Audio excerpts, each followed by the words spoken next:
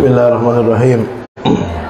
Allahumma salli ala sayyidina Muhammadin salatan tukhrijuni min dhulumatil wahmi wa tukrimuni bil fahmi tuzihu li ma ashtaha innaka anta ta'lamu wa la a'lamu wa innaka anta 'allamul ghuyub. Allahumma salli wa sallim wa barik ala maulana Muhammadin wa alihi an-nur al-mudhib li-lisan bi nurihi fi kulli lamhatin wa nafasin lana wasi'a Allah. Allahumma salli ala sayyidina Muhammadin al-fatih lima ughliq wal khatim lima sabaq nasiril haqq wal hadi ila siratal mustaqim wa ala alihi salli ala qadri min darin azim ya fattah ya alim ya fattah ya alim ya fattah ya alim ta'alina fudwal arifin sallallahu alaihi wasallam Muhammad rasulullah alhamdulillah rabbil alamin nawaitu at-ta'allum wat-ta'lim wa tadhakkur wa tadhkir al-awqa wal-intifa' wal-ifada wal-istifada wal-hass ala tamassuki bi kitabillah wa sunnati rasulih fad'a'ata ila al-huda dalala al-khair jama'a mardatillah kulli sawabihi subhanahu wa ta'ala rabbi shrah li sadri yassir li amri wa hlul 'uqdatan min lisani yafqahu qawli. Bismillahirrahmanirrahim. Alhamdulillahirabbil alamin wassalatu wassalamu ala habibi rabbil alamin sayyidina Muhammad wa alihi wa sahbihi ajma'in. Amma ba'd, faqad musannif al-ulama alladhina kutibat aqwaluhum fi hadzal kitab al-mubarak hafizahumullah wa rahimahumullah nafa'ana bihim wa bi'ulumihim wa bi'ulumi masyayikhina wa bi'ulumil ulama'il 'amilina fid darain. Amin. Huququl muslim babut tahdhir min iza'il muslim.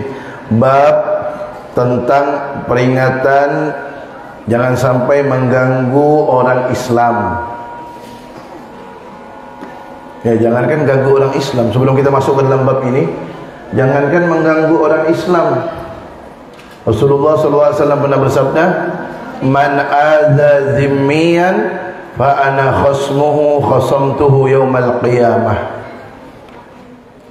Man adza zimmiyan, kata Nabi, barang siapa yang mengganggu orang kafir yang baik-baik, fa ana khasmuhu, maka aku menjadi musuhnya.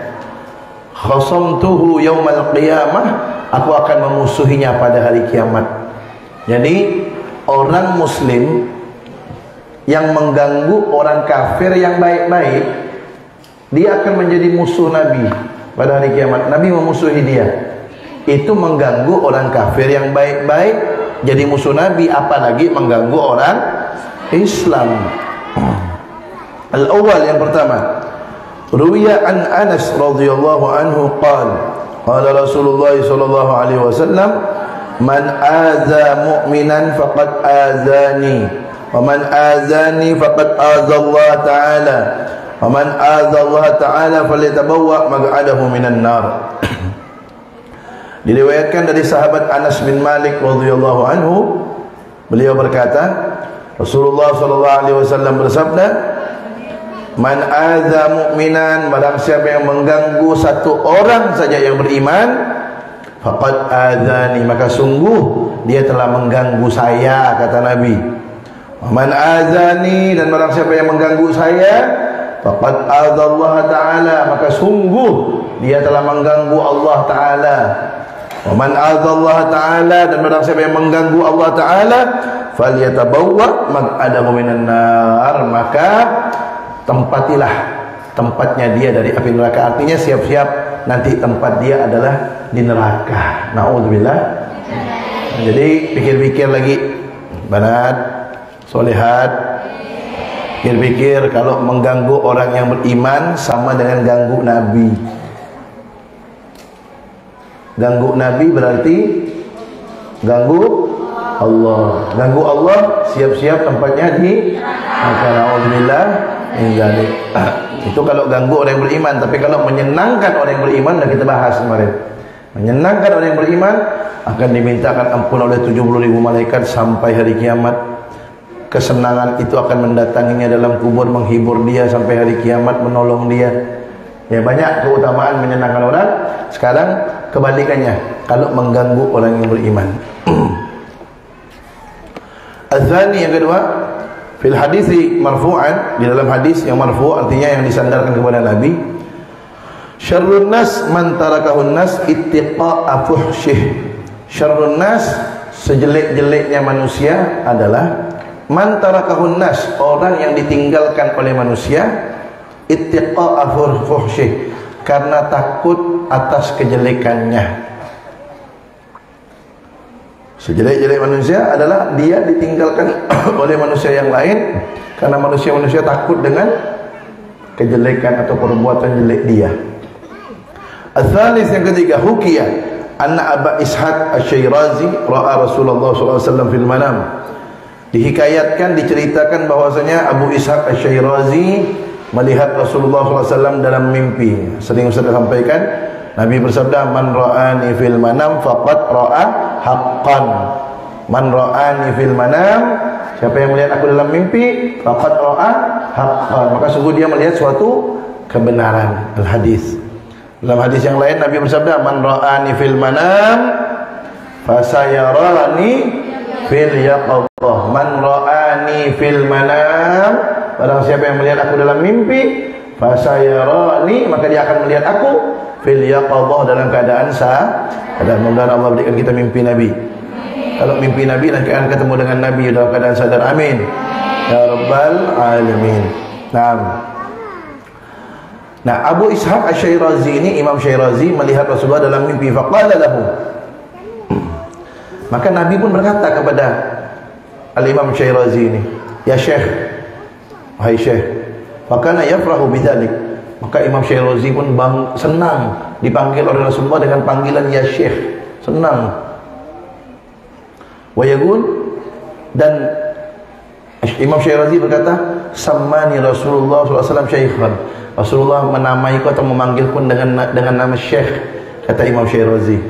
Thumma qala, kemudian Rasulullah berkata, li, kepadaku, kata Imam Syirazi, man arada salamah falyatlubha fi salamati ghairihi. Man arada salamah, siapa yang ingin selamat, falyatlubha, maka hendaknya dia cari keselamatan itu fi salamati ghairihi, di dalam keselamatan orang lain. Artinya kalau orang mau selamat, maka selamatkanlah orang lain. Maksudnya apa? Kalau mau selamat, jangan ganggu orang. Apa kata Nabi dalam hadis yang lain? Al-muslimu man salimal muslimuna min lisanihi wa yadihi. Al-muslimu, orang Islam yang sejati, yang sebenar-benarnya adalah, kata Nabi, man salimal muslimun, orang Islam yang lain, orang Islam yang lain selamat min lisanihi, dari gangguan lidahnya atau ucapannya, wa yadihi, dan dari gangguan tangannya atau perbuatannya. Jadi kalau mau tahu orang Islam yang sesungguhnya adalah orang Islam yang lain tidak terganggu dengan ucapan dan perbuatannya. Nah, kata Rasulullah dalam mimpinya Imam Syirazi itu, yang ingin selamat maka jangan ganggu orang lain. Artinya biarkan orang lain juga selamat. Ar-rabi', yang keempat, min kalam Al-Habib Abdurrahman As-Saggab radhiyallahu anhu, termasuk kalamnya Al-Habib Abdurrahman As-Saggab. Siapa ini Habib Abdurrahman As-Saggab? Yang pertama mendapatkan julukan As-Saggab, beliau yang bernama Al-Habib Abdurrahman As-Saggab bin Muhammad Maulad Dawilah. Beliau punya anak banyak, kalau tidak salah 13 anak beliau, semuanya wali. Salah satu anak beliau, anaknya Habib Abdurrahman As-Saggab, salah satunya adalah Al-Habib Abu Bakar As-Sakran. Al-Habib Abu Bakar As-Sakran ini punya anak banyak juga. Di antara anaknya Habib Abu Bakar As-Sakran ini, Al-Habib Abdullah Al-Idrus, datuknya para Al-Idrus. Dan Habib Ali As-Sakran. Habib Ali As-Sakran itu yang punya wirid Sakran tu. Jadi yang punya wirid Sakran tu namanya Habib Ali As-Sakran bin Abi Bakar As-Sakran bin Abdurrahman As-Saggab bin Muhammad Maulad Dawilah. Nah, Habib Ali As-Sakran itu punya saudara namanya Habib Abdullah Al-Idrus. Itu datuknya para Al-Idrus tu. Nah, Habib Abdurrahman As-Saggab tadi punya anak banyak. Di antara anaknya Habib Abu Bakar As-Sakran, ada lagi punya anak Habib Umar Al-Muhdar. Nah, Habib Umar Al-Muhdar ini tidak punya anak laki-laki. Habib Umar Al-Muhdar ini punya anak perempuan namanya Syarifah Aisyah. Nah, anaknya Habib Umar Al-Muhdar ini, Syarifah Aisyah, dinikahkan dengan anaknya Habib Abu Bakar As-Sakran, namanya Habib Abdullah Idrus. Jadi Habib Abdullah Idrus itu istrinya sepupu sekali ya, jadi Al-Idrus itu cucunya Asegaf. Habib Abdullah Idrus bin Abi Bakar As-Sakran bin Abdurrahman As-Segaf. Nah ini Habib Abdurrahman As-Segaf, kalian tahu Habib Abdurrahman As-Segaf ini beliau punya karomah, di antara karomahnya waktu. Beliau ini setiap hari khatam Al-Quran 4 di pagi dan siang hari, 4 di malam hari. Jadi satu hari khatamnya 8 kali khatam Al-Quran. Kok bisa? Karena waktunya diberkahi oleh Allah Subhanahu wa Ta'ala. Jadi waktu yang sedikit bisa diisi dengan banyak kebaikan. Ini Habib Abdurrahman As-Segaf. Dan ada seorang wanita solehah, tiap hari jumpa Nabi dalam keadaan sadar, bukan dalam keadaan mimpi lagi, sadar, yang hidup di zaman Habib Abdurrahman As-Segaf. Namanya Syekhah Sultanah Az-Zabidi. Kuburan beliau ada di Hadramaut. Tahaddusan bin Nikmah, menceritakan nikmat Allah. Alhamdulillah Ustaz sudah pernah ziarah ke kuburan Sultanah Az-Zabidi, seorang wanita yang hidup di zaman Habib Abdurrahman As-Segaf, yang mana beliau itu setiap hari jumpa Nabi, padahal beliau hidup sekitar mungkin 500-600 tahun yang lalu. Bukan di zaman Nabi, tapi tiap hari ketemu Nabi. Siapa? Perempuan. Tuh hebat. Jadi perempuan jangan mau kalah. Kalau laki-laki mimpi Nabi, ketemu Nabi, perempuan harus juga bisa. Seperti Syekhah Sultanah Az-Zabidi, seperti Sayyidah Rabi'atul Adawiyah, ya. Bisa, mereka bisa, kenapa kita tidak? Alhamdulillah. Allah yarzuquna dzalik. Mudah kita dapatkan itu semuanya. Amin. Nah, min kalamil Habib Abdurrahman As-Segaf radhiyallahu anhu, termasuk kalam atau ucapan Habib Abdurrahman As-Segaf radhiyallahu anhu, kun ibna zamanik, jadilah kamu anak zamanmu. Apa maksudnya? Fa in ra'aita ahlahu dhi'aban fala takun dha'inatan ya'kuluk. Jika kamu melihat penghuni di zaman kamu hidup itu dhi'aban, mereka seperti serigala. Dhi'ab jamak daripada dhi'bun. Nah, jika kata beliau kamu melihat orang-orang yang hidup di zaman kamu itu seperti serigala, serakah, maka fala takun dhainatan, jangan kamu jadi kambing. Ya kuluk, nanti dia akan makan kamu. Nanti dia akan menghabisi kamu. Nanti dia akan membahayakan kamu. Kata beliau. Wa in ra'aitahum dha'nan, tapi kalau kamu melihat orang yang hidup di zaman kamu itu seperti kambing, santuy, ya, tidak serakah, fala takun dzikban, maka kamu jangan jadi serigala. Ta'kuluhum, yang kamu ngambil manfaat, kamu makan mereka, jangan. Artinya hiduplah di suatu zaman itu, sesuaikan diri kamu. Kalau mereka seperti serigala, jangan kamu seperti kambing, kamu dihabisi, kamu nanti bisa berbahaya, kamu nanti bisa binasa. Pandai-pandailah bawa diri maksudnya. Nah, tapi kalau mereka yang hidup di zaman kamu itu seperti kambing santuy, kamunya jangan zalim, kamu harus santuy, kamu harus ikuti mereka. Nah, itu orang yang bijak seperti itu. Nah, al-khamis, yang kelima, qala Syekh Ali bin Abi Bakar radhiyallahu anhu. Syekh Ali bin Abi Bakar ini siapa? Syekh Ali bin Abi Bakar As-Sakran, yang punya wirid Sakran. Al-Habib, perhatikan, Habib Ali As-Sakran tadi saudaranya siapa? Saudaranya Habib Abdullah Al-Idrus, ya. Sama-sama punya abah namanya Habib Abu Bakar As-Sakran. Habib Abu Bakar As-Sakran punya anak Habib Abdullah Al-Idrus, punya anak Habib Ali As-Sakran yang punya wirid Sakran. Habib Abdullah Al-Idrus punya anak namanya Habib Abu Bakar Adni. Habib Ali As-Sakran punya anak namanya Habib Abdurrahman, namanya Habib Abdurrahman bin Ali.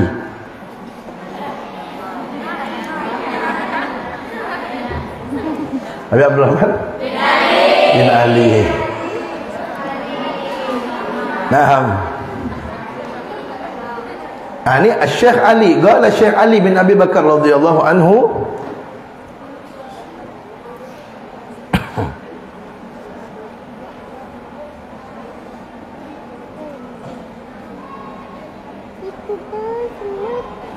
Kata Habib Ali bin Abi Bakar As-Sakran radhiyallahu anhu, tafakhsas, jadilah kamu seperti khunfusa. Khunfusa itu apa? Khunfusa itu adalah sejenis ulat yang mana dia tidak ganggu yang lain, dia tidak ganggu selain dia. Kalau kamu jadi seperti binatang khunfusa, taslam, kamu selamat, jangan ganggu orang, kamu selamat. La takun akroban, jangan kamu jadi seperti kalajengking, tuktal, kamu nanti akan dibunuh.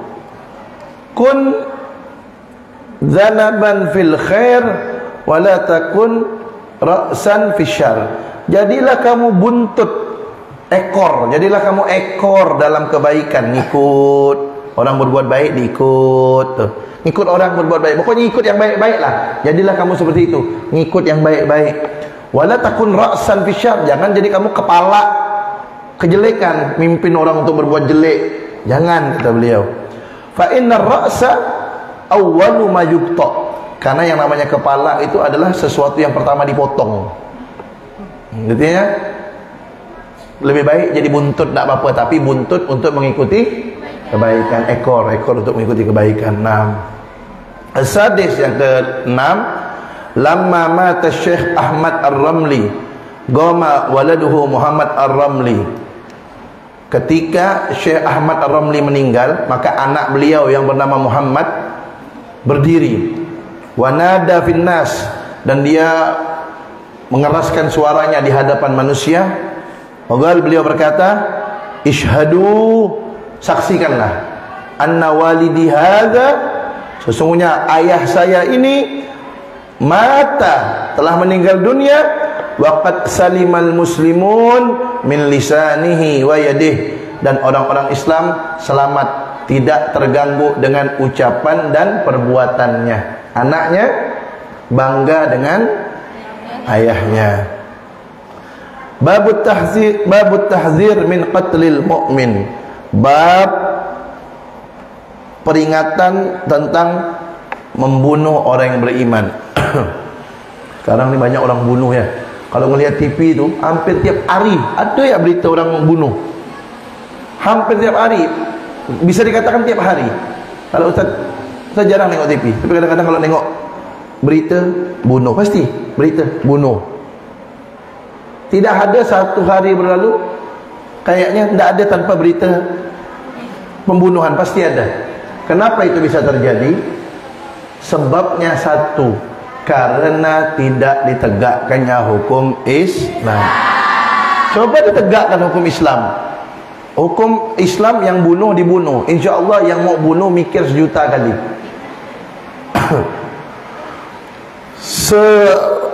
Sejago-jagonya orang, kalau hukum Islam ditegakkan, yang bunuh dibunuh. Insya Allah ketika dia marah mau bunuh orang, mikir dia. Ketika dia bunuh orang, dia dibunuh habis itu. Pasti dia mikir, bukan 1000 kali lagi, sejuta kali dia mikir. Kenapa? Dia bakal dibunuh soalnya. Tapi kalau hukum Islam ditegakkan, penjara, kadang-kadang cepat keluar. Akhirnya tidak jerak, keluar bunuh orang lagi. Ya, Ustaz pernah lihat ya di Saudi. Waktu itu habis umrah, pergilah ke pasar nih, ke pasar Saudi mau beli hadiah. Ketika pergi di pasar, di antara pedagang itu ada yang kelahi. Sama-sama pedagang, kelahi. Marahnya luar biasa sudah. Marah. Tapi Ustaz lihat, tidak berani mukul dia. Saya pikir ni kalau di tempat kita ni, dah habis satu di apa yang ada tu terlemparkan tu. Marah, merah dah mukanya. Teriak-teriak dia. Tapi tidak berani mukul, tidak berani dia. Akhirnya tidak lama, yang kelahi ini orang udah dewasa. Udah ya mungkin sekitar umurnya 40-an lah gitu. Orang udah dewasa. Tidak lama kemudian datang seorang polisi, masih muda, polisinya 20 lebih mungkin umurnya. Sendiri aja datang. Dipegangnya tangan yang satu, dipegang tangan yang satu, langsung bawa kantor polisi. Diam dua-duanya. Tak ada yang berontak. Kebayangan tuh. Kenapa? Karena dia mikir nih, ini kalau sampai dia mukul, dia dapat hukuman seperti itu. Makanya dia marah-marahnya Ustaz tengok sendiri, tak berani dia mukul. Cuma teriak-teriak je, melampiaskan kemarahannya tapi tak berani mukul. Loh, karena hukum Islam ditegakkan. Tak berani, apalagi sampai mau bunuh, sejuta kali mikir. Bunuh, langsung dibunuh. Begitulah.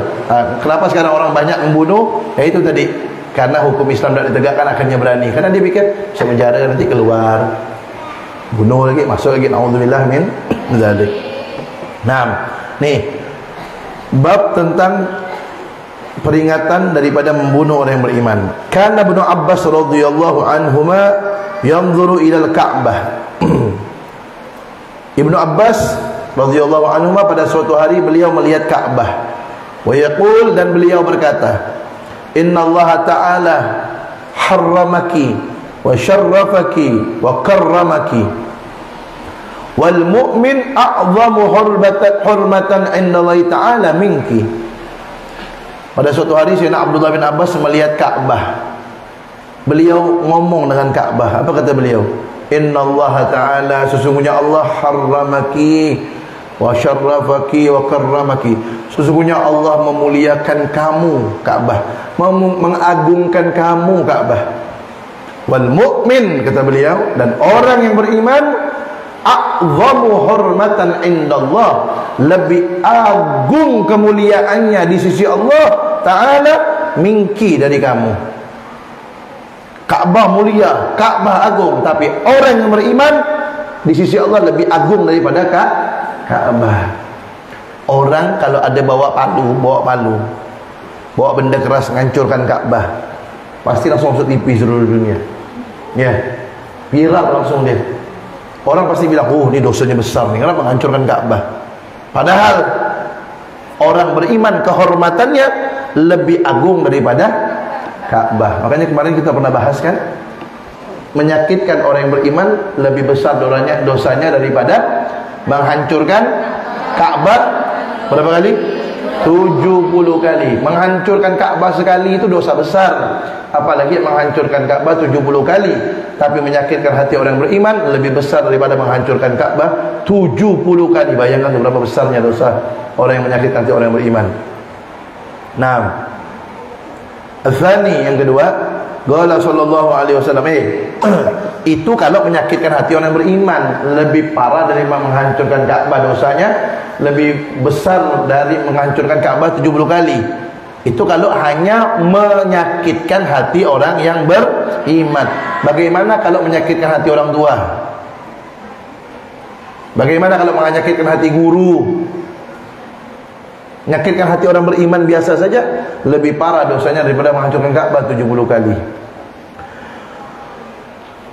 Al-Thani, yang kedua, qala sallallahu alaihi wasallam, la zawalud dunya ahwanu 'ala Allah min qatli mu'minin bighairi haqqin.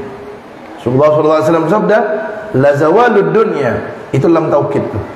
La zawalud dunya, sungguh hilangnya dunia ini, ahwanu 'ala Allah, lebih ringan terhadap Allah, min qatli mu'minin, daripada membunuh orang yang beriman bighairi haqqin, tanpa kebenaran. Walau anna ahla samawatihi wa ahla ardihi ishtaraku fi qatli mu'minin la adkhalahumullahu an-nara. Dan jika, kata Allah, sungguhnya penduduk langit, penduduk bumi, kalau mereka semua kerjasama untuk membunuh satu orang yang beriman saja, membunuh tanpa kebenaran, sungguh Allah akan masukkan mereka semuanya dalam neraka. Jadi misalnya ada orang-orang berkumpul, jangankan cuma sekelompok orang, 5 orang, 10 orang, penduduk langit, penduduk bumi semuanya kerjasama bunuh satu orang beriman saja, semuanya akan dimasukkan neraka sama Allah. Saking tingginya nilai kehormatan orang yang beriman di sisi Allah. Dan apa kata Nabi tadi? Hilangnya dunia itu lebih ringan di sisi Allah daripada membunuh orang yang beriman tanpa hak. Memang ada membunuh orang beriman dengan hak, ada.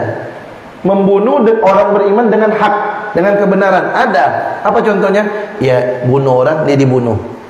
Ada orang bunuh orang, hukumannya dia dibunuh. Itu namanya membunuh dengan hak. Itu boleh. Qisas namanya. Itu boleh.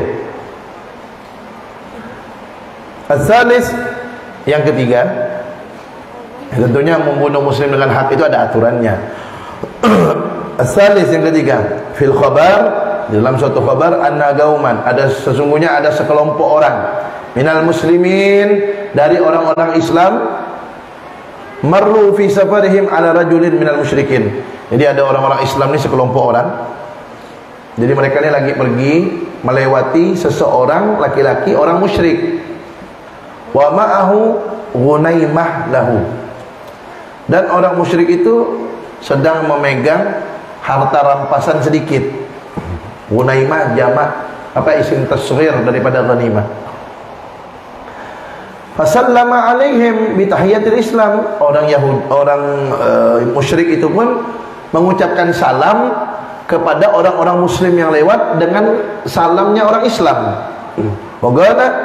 Dan orang musyrik itu berkata, la ilaha illallah. Kata orang musyrik itu. Fa'ada alaihi ahaduhum, maka salah satu fa'ada alaihi ahaduhum wa huwa Muhallam ibnu Juthama. Maka salah seorang daripada orang Islam itu mendatangi orang musyrik tadi yang mengucapkan salam, yang mengucapkan la ilaha illallah itu, didatangi sama salah satu orang muslim yang bernama Muhallam bin Juthama, faqatalahu. Maka Muhallam bin Juthama ini membunuh orang musyrik itu. Wa akhadha ma ma'ahu, dan mengambil harta rampasan yang sedikit tadi yang dimiliki orang musyrik itu, diambil sama Muhallam bin Juthama ini. Sudah dibunuhnya orang musyrik, diambil hartanya. Falamma raja'u ilal Madinah, maka ketika mereka ini orang-orang yang muslim sekelompok orang ini pulang ke Madinah, akhbarun Nabi sallallahu alaihi wasallam, mereka memberitahu kepada Nabi tentang kejadian tadi. Muhallam yang tadi itu, dia bunuh orang musyrik, dia ambil harta rampasannya yang sedikit itu. Faghadiba sallallahu alaihi wasallam ala Muhallam, maka Rasulullah pun marah kepada Muhallam, wa atabahu itaban syadidan, dan menegurnya dengan teguran yang keras. Faqal, maka Nabi pun bersabda, istaghfir li ya Rasul. Maka Muhallam pun berkata, takut dia kan, dia Nabi marah nih, takut dia. Apa dia bilang? Istaghfir li ya Rasulullah, minta ampunlah kepada Allah untukku wahai Rasulullah. Faqala, maka Rasulullah bersabda, izhab la ghafarallahu lak, pergi kamu, kata Rasulullah, Allah tidak ampunkan kamu. Famata ba'da sab'a ayyam, maka Muhallam pun mati setelah 7 hari. Falamma dafanuhu, maka ketika kaum muslimin menguburkan Muhallam ini, lam taqbalhul ardu, bumi tidak mau menerima jasadnya. Auzubillah min dzalik. Fala fadathu ala dhahriha, akhirnya mereka letakkan Muhallam ini di atas tanah, ditimbun, ditutup pakai tanah gitu. Faja'aluhu baina jabalain, maka mereka pun menguburkan Muhallam ini di antara 2 gunung, di lembah gitu, di jurang. Waradamu alaihi bil hijarah, kemudian mereka lempar itu jasadnya, mereka tutup itu jasadnya Muhallam itu dengan batu, karena tidak bisa masuk ke tanah, bumi nolak, ditutup pakai batu jasadnya. Waqala sallallahu alaihi wasallam, dan Rasulullah sallallahu alaihi wasallam bersabda, innal arda la taqbalu man huwa syarrun min sahibikum, sesungguhnya tanah, kata Nabi, sesungguhnya bumi sungguh masih bisa menerima orang yang lebih jelek dari dia ini. Walakin aradallahu, akan tetapi Allah ingin an yuriyakum, memperlihatkan kalian hurmata damil muslim, kemuliaan darahnya orang Islam. Kenapa? Karena yang dia bunuh tadi itu bukan orang musyrik lagi, tapi sudah mengucapkan la ilaha illallah, dia udah Islam, dibunuh. Maka sebenarnya, kata Nabi tadi itu, sebenarnya tanah itu menerima syarrun min sahibikum, lebih jelek, lebih buruk dari Muhallam pun akan diterima oleh tanah sebenarnya. Kalau ada orang berbuat perbuatannya lebih parah daripada muhallam, akan diterima oleh tanah, kata Nabi itu. La taqbalu man huwa syarrun min sahibikum. Akan menerima itu tanah. Cuma kenapa tanah tidak menerima muhallam ni? Padahal kalau ada orang lebih parah dari dia diterima. Kenapa muhallam tidak diterima? Apa kata Nabi? Walakin aradallahu an yuriyakum hurmata damil muslim. Akan tetapi Allah ingin memperlihatkan kepada kalian kemuliaan darahnya orang Islam. Jangan sembarangan. Nah, jangan sembarangan tuh. Ini tahu tak muhallam itu siapa tahu? Sahabat Nabi. Muhallam siapa? Sahabat Nabi. Ini bayangan, ngumpul sama Nabi, ngelihat wajah Nabi, bunuh orang Muslim, tidak diterima tanah. Apalagi bukan sahabat Nabi. Ya, Muhallam bin Juthamah membunuh seorang Muslim, mengambil hartanya, maka dia pun ketika mati tidak diterima tanah, tidak diterima bumi. Akhirnya ditaruh di atas tanah, ditumpuk pakai batu. Karena membunuh orang Muslim, padahal dia sahabat Nabi. Apalagi yang bukan sahabat Nabi, makanya jangan sembarangan bunuh-bunuh orang. Nauzubillah min dzalik. Makanya jangan bangga dibilang jagoan, preman, bajingan, jangan bangga. Makin banyak orang yang disakiti, makin banyak nanti pahalanya diambil sama orang-orang itu. Kalau ada pahala, kalau tidak ada pahala, dosa orang akan ditimpakan kepada dia, sehingga dia jadi orang yang bangkrut. Biar banyak pahalanya, habis nanti. Nauzubillah min dzalik. Ar-rabi' yang keempat, An Ibnu Mas'ud radhiyallahu anhu anna an-nabiy sallallahu alaihi wasallam qala laisa min nafsin tuqtalu zulman illa kana 'ala ibni adam al-awwal kiflun min damiha ya annahu kana awwala man sanna al-qatla.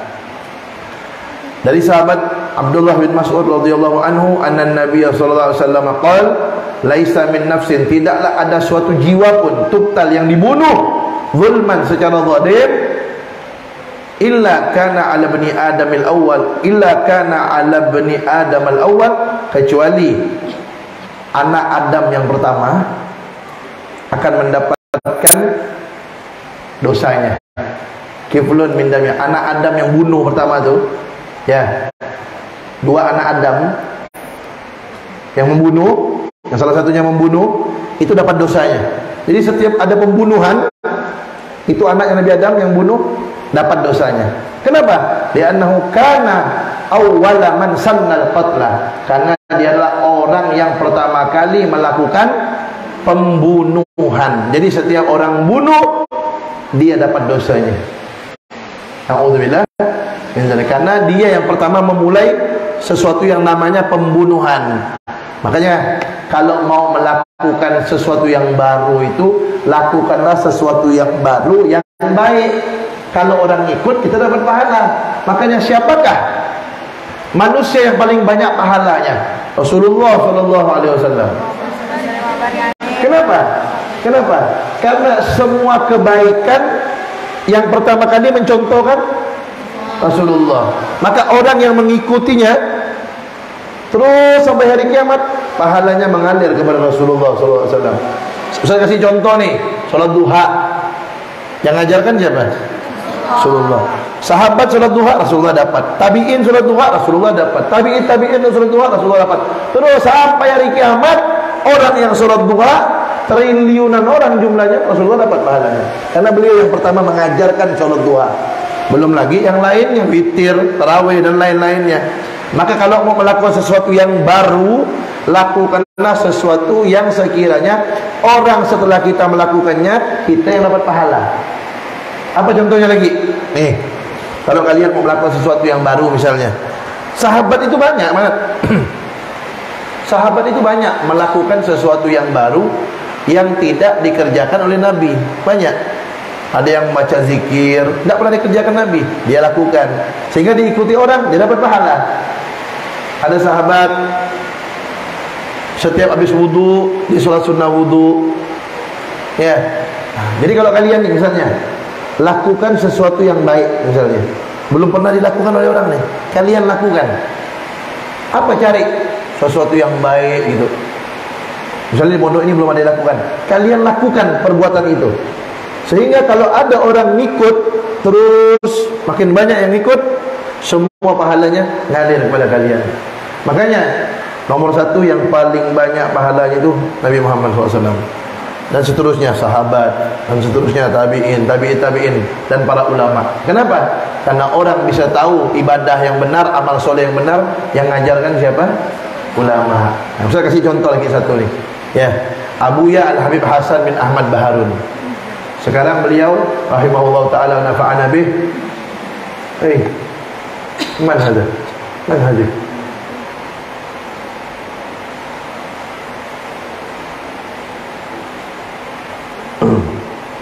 Tagum. Kita tagum. Tagum ini salah. Nama diri. Isra. Ente ha. Ana ilahuna. Isra.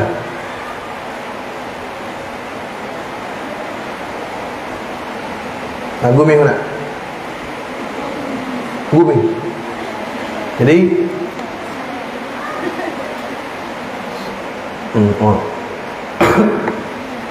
Abuya Hasan bin Ahmad Baharun yang saya kasih contoh, orang kaya sebenarnya beliau tuh. Beliau udah meninggal nih, kan? Beliau meninggal dunia dalam kubur. Sekarang beliau jadi orang kaya.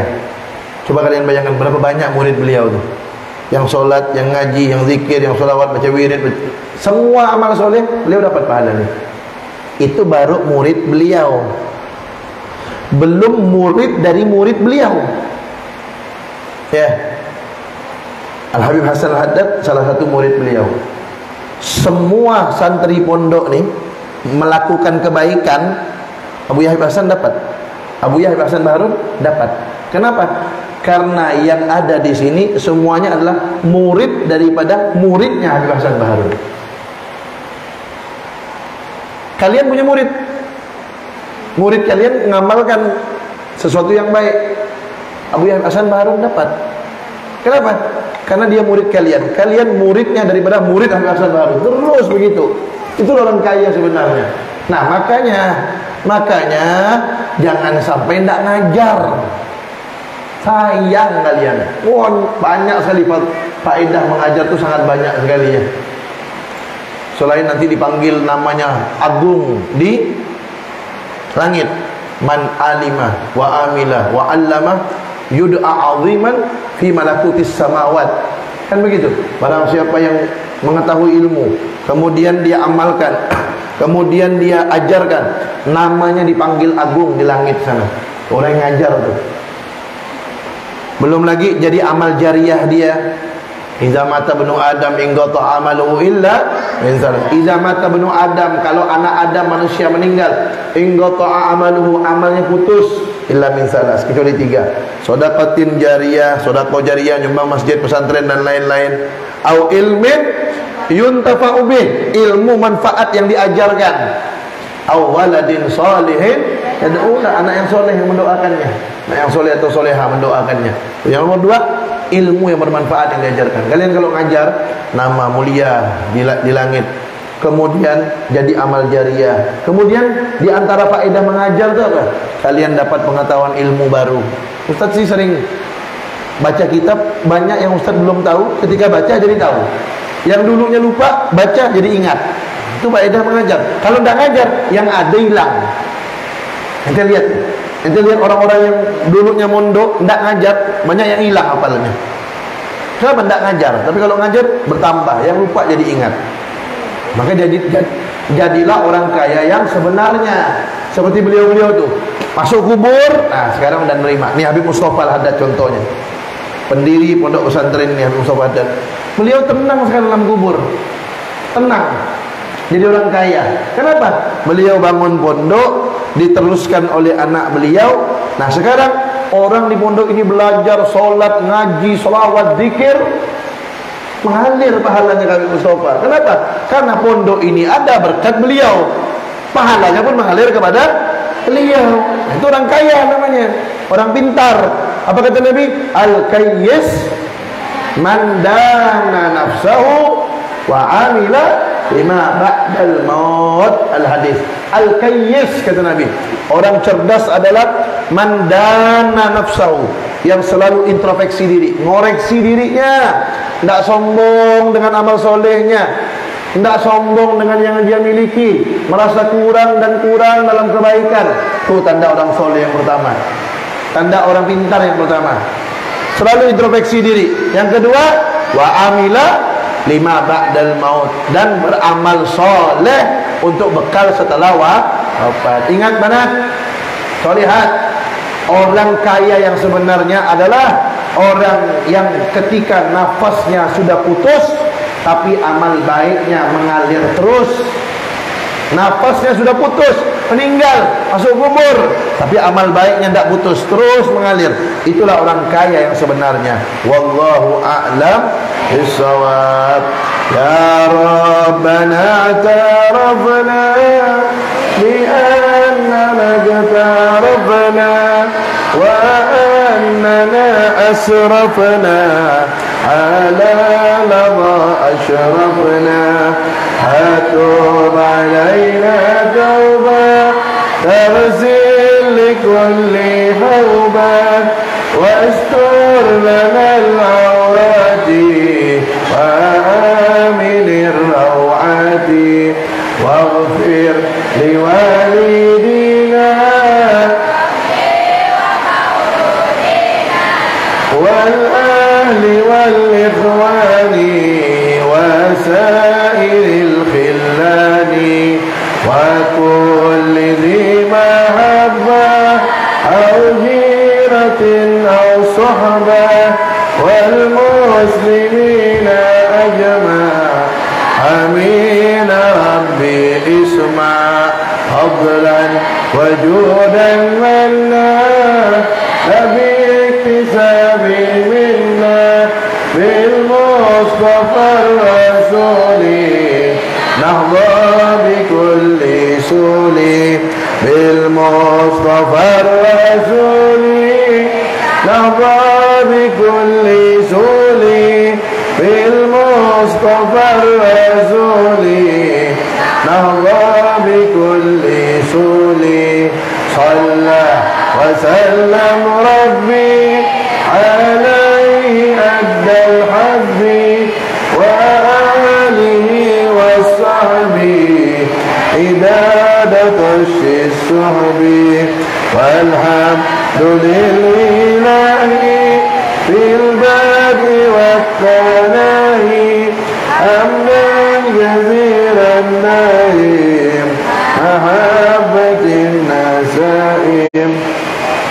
Ustaz, kalau orang alim ngelamar kita harus diterima ke atau ditolak? Boleh tidak kita tolak, Ustaz? Kata Nabi, idza ja'akum man tardawna dinahu fazawwijuh wa illa takun fitnah lakum wa illa takun fitnah. Jika datang kepada kalian seseorang yang kalian senang dengan agamanya, akhlaknya baik, soleh, kawinkan. Karena kalau tidak jadi fitnah. Kalau orang alim, baik, soleh, kawinkan. Kalau tidak jadi fitnah, kata Nabi. Surah At-Taubah, kenapa tidak pakai Bismillahirrahmanirrahim?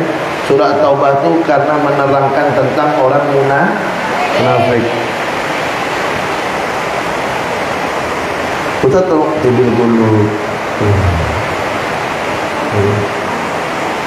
Ustaz, apakah ada orang tua yang durhaka kepada anaknya? Ada. Dan guru yang durhaka pada muridnya? Apakah ada?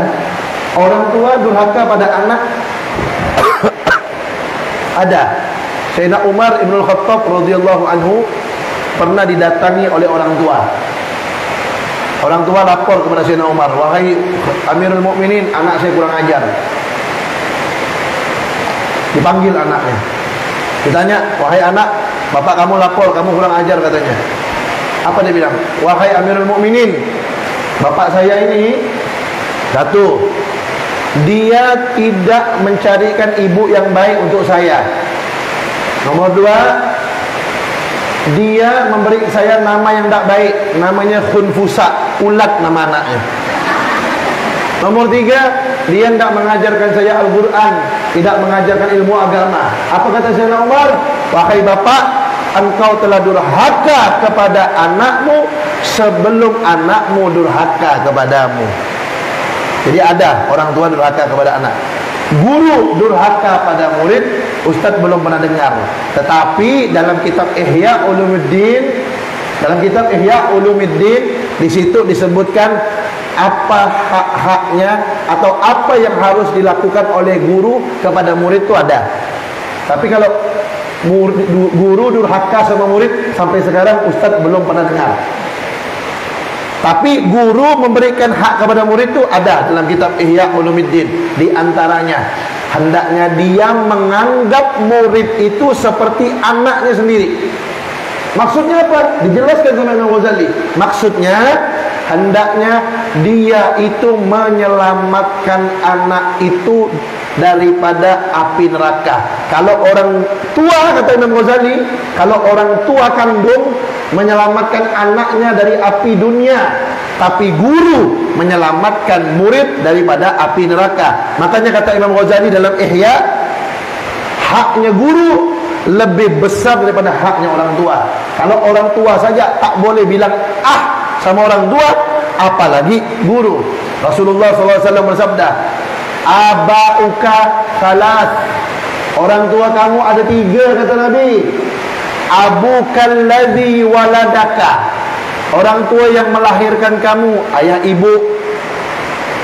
Ustaz, yang melahirkan kan ibu, Ustaz. Tak ada ayah kan tak jadi. Yang kedua, kata Nabi, wa abuk, yang pertama abukal ladzi waladaka. Yang kedua, wa abukal ladzi zawwajaka ibnatahu, orang tua yang mengawinkan kamu dengan anaknya, mertua. Mertua itu juga orang tua.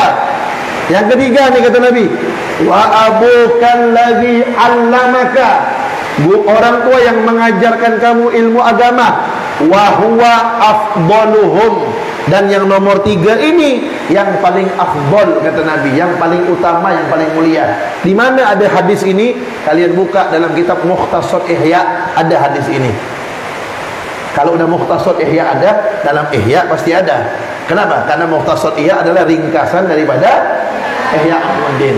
Jadi haknya orang tua, haknya guru, kata Imam Ghazali, lebih besar daripada haknya orang tua. Kalau orang tua saja, Allah berfirman, fala taqul lahuma uff, al-ayah, maka jangan kamu katakan kepada kedua orang tua kamu bilang saja, tak boleh sama orang tua, apalagi kepada guru. Karena hak guru itu lebih besar daripada haknya orang tua. Alasan Imam Ghazali kenapa? Karena orang tua menyelamatkan, menjaga anaknya agar jangan kena api dunia, jangan kena api kompor, jangan kena korek api, jangan masuk ke dalam parit, jangan masuk dalam selokan. Sedangkan guru menjaga muridnya daripada api neraka. Nah, Assalamualaikum. Khair.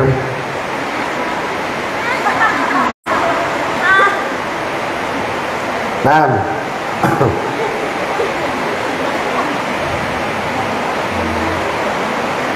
anak mau nanya, kenapa anak zina tidak mahram sama bapaknya? Padahal anak zina itu kan dari sperma bapaknya, karena dia nyoblos sebelum hari H. Paham? Besok pemilu, ente nyoblos sekarang, sah enggak?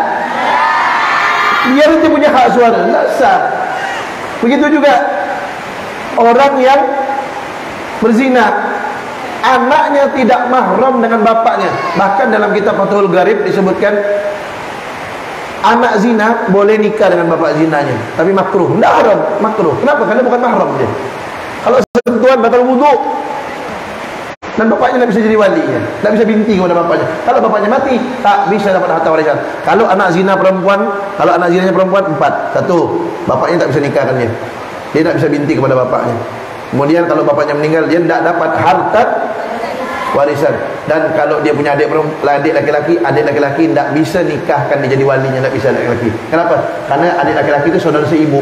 Saudara seibu tak bisa menjadi kalau anaknya laki-laki, anak zina laki-laki, 1, tak binti, tak bisa bin kepada bapaknya. 2, bapaknya meninggal tak ada harta waris. 3, kalau dia punya adik perempuan, si abang ni tak bisa nikahkan adik perempuannya. Cuman kalau anak zina laki-laki sama ibunya mahram. Tapi kalau anak zina perempuan sama bapaknya tidak mahram. Tuh. Ustaz, ana mau nanya, iya. Misalnya kita nih sholat tahajud 4 rakaat, tapi dijadikan dalam 1 kali salam, boleh tak tuh Ustaz? Boleh. Tapi lebih bagus 2 kali salam lah. 2 kali salam aja. Nah,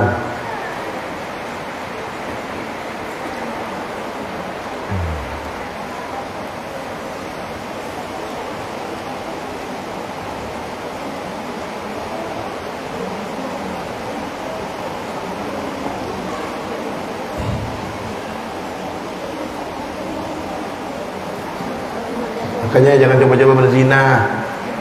Selain dosa besar, akibat itu fatal. Kalau dapat anak, aduh, sian anaknya kesian, tak bisa bin kepada bapaknya, tak bisa binti kepada bapaknya, kan? Kalau anaknya perempuan tak mahram sama bapaknya, cium tangan dosa. Dia cium tangan sama bapaknya dosa. Bayangkan. Apa hukumnya orang yang kerja di koperasi? Kan mereka ngambil bunganya, sama lah riba. Orang yang kerja di koperasi, orang yang kerja di bank konvensional,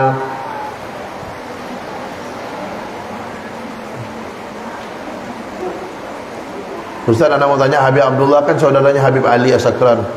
Kok Habib Abdullah Al-Idrus bukannya As-Sakran? Karena mereka punya kedudukan masing-masing. Kalau itu mau tanya, Habib Abdurrahman As-Segaf, abahnya Maulad Dawilah. Habib Abdurrahman itu As-Segaf, abahnya Maulad Dawilah. Kok anaknya Segaf? Karena beliau di zaman beliau tu punya karomah sendiri, sehingga orang-orang juluki beliau Segaf. Ilmunya tu di atas atap, arti ilmunya tu tinggi. Sedangkan atap bahasa Arabnya Sagfun. Jadi orang-orang menjulukannya Segaf. Akhirnya kekal lah, keturunan beliau pun dibilang Segaf begitu. Karena apa namanya, mereka masing-masing itu punya magom sendiri, punya karomah sendiri. Akhirnya kekal itu julukannya sampai sekarang. Nah, intinya nak macam-macam. Intinya Al-Idrus nak mengubah-ubah sendiri. Al-Idrus punya anak nak ubah ya Ustaz. Ya apa? Anak Imah. Kurang tidur. Ustaz, bagaimana pendapat Ustaz? Jangan nanya pendapat gue, tak boleh. Iya, jangan. Kalau berbicara dengan agama, jangan menurut pendapat saya. Jangan siapa ente. Bagaimana kalau orang itu sangat taat sama suaminya, tapi dia sering menyakiti hati ibunya? Ini tidak benar. Taat sama suami harus selamat perintah suami, tak melanggar perintah Allah. Tapi ibu jangan dilupakan. Ente 9 bulan dalam perut ibu. Ente nangis tengah malam, bukan suami ente dulu. Ente nangis tengah malam, suami ente pun lagi nangis tengah malam sama ibunya. Ente BAB dulu, pakai kecil. Yang nyebuk kan bukan suami ente, ibu ente yang nyebuk kan. Ente kena kremot. Yang ngurus ente emang suami ente? Enggak, ibu ente yang ngurus. Ente tak tidur malam, ibu ente. Yang nyusukan ente emang suami ente? Ibu nyusukan ente. Makanya jangan. Tetap harus dihormati. Ibu tetap harus dihormati. Taat sama suami memang bagus, tapi jangan kurang ajar sama ibu. Tak boleh.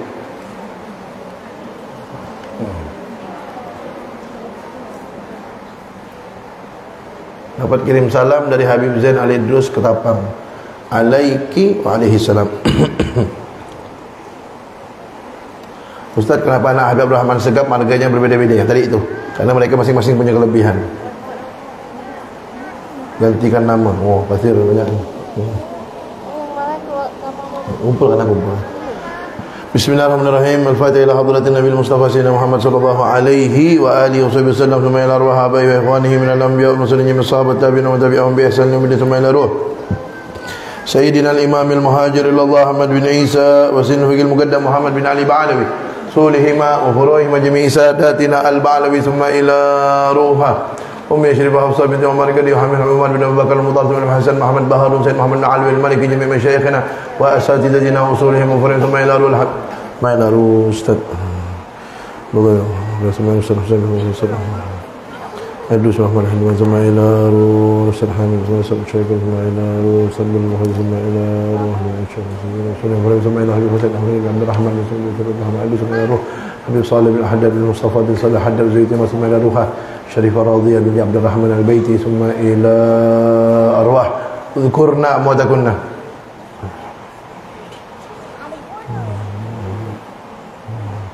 wa usulihim wa furu'im summa ila ruh Syarif Hasan bin Utsman Al-Gadri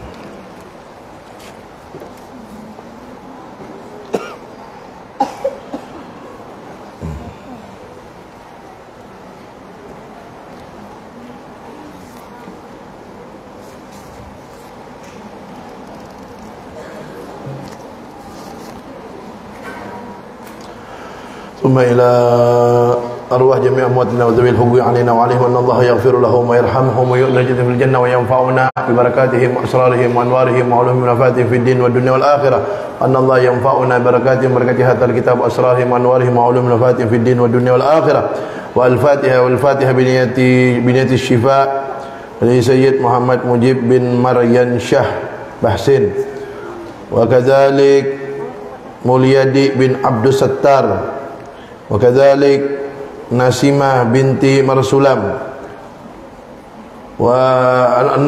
وجميع مرضانا وكذلك والدي وبنتي حفصة أن الله وجميع مرضانا أن الله يشفيهم شفاء تاما عاجلا شفاء لا يغادر سقما وأن الله يرزقنا وإياهم طول الأمور في الرضا والبركة في الصحة والعافية في الطاعة والعبادة وأن الله يبارك في عمر نور عزيزة أن الله يرزقها طول الأمور في الرضا والبركة في الصحة والعافية في الطاعة والعبادة وأن الله يبارك في عمرها وفي حياتها وأن الله يجعلها وإياكن جميعا قرة العين لسيد الكونين وقرة العين لسيدة فاطمة الزهراء من المرافقات لسيدة فاطمة الزهراء كذلك لشريفة خديجة بنت حامد العيدروس أن الله يرزقها طول الأمور في الرضا والبركة في الصحة والعافية وفي طاعة العبادة وأن الله يبارك في عمرها وفي حياتها وأن الله يرزقنا جميعا العلوم النافعة المباركة في الدين والآخرة والأرزاق الحسية والمعنوية الظاهرة والباطنة والاجتماع مع خير البرية في الدنيا قبل الآخرة يقظة ومناما دائما مستمرة أن الله يرزقنا حسن الخاتمة عند الموت في لطف وخير عافية بعد طول الأمور في الرضا والبركة في الصحة والعافية وفي طاعة العبادة وأن الله يرزقكن أيها الطالبات أزواجا صالحين طيبين جملاء ظاهرا وباطنا على هذه النية صالحة وما وصل ونصل لحضرة النبي سيدنا محمد صلى الله عليه وآله وسلم الفاتحة.